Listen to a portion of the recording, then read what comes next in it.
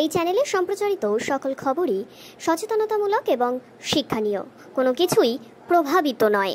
প্রতিষ্ঠার প্রায় ৩ বছর পর এই প্রথম পরিচালন কমিটির ভোট হচ্ছে পুরাতন মালদার তাঁতবিহীন অন্তজীবী সমবায় সমিতিতে। বর্তমানে এই সমবায় সমিতির অধীনে দুটি বিশাল তাঁতঘর থাকলেও কোনো কাজ হয় না।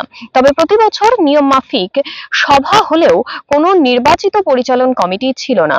এবারেই প্রথম ভোটের মাধ্যমে পরিচালন কমিটির সদস্যদের নির্বাচন করা হচ্ছে। মোট ৯টি আসনের জন্য ১৯ জন প্রার্থী লড়াই করছেন। সমিতির ২২৫ জন সদস্য তাদের ভোটাধিকার প্রয়োগের মাধ্যমে ৯ জনকে বাছাই করে নেবেন বলেই জানিয়েছেন। আজকে এখানে মালদা তাঁতবিহীন তন্তুবায় সমবায় সমিতির বোর্ড অফ ডিরেক্টরস নির্বাচন করার জন্য ভোট হচ্ছে।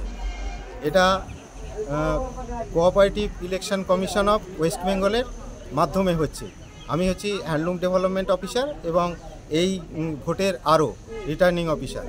এখানে টোটাল ভোটার আছে ২২৫ জন, মানে যারা মেম্বার মালদা তাঁতবিহীন তন্তুবায় সমবায় সমিতির, ওনারা মেম্বার। আর টোটাল ক্যান্ডিডেট আছে ১৯ জন। আর বোর্ড অফ ডিরেক্টরসে ৯ জন বোর্ড অফ ডিরেক্টরস নির্বাচিত হবেন।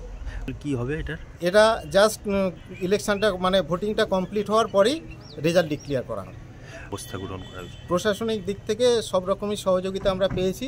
যেমন আমরা যে ব্যালট বক্স যেটা পেয়েছি সেটা হচ্ছে আমাদের ইলেকশন কমিশনের ব্যালট বক্স, এবং এই যে প্রশাসনের তরফ থেকে পুলিশ প্রোটেকশনের যথেষ্ট ব্যবস্থা করা হয়েছে।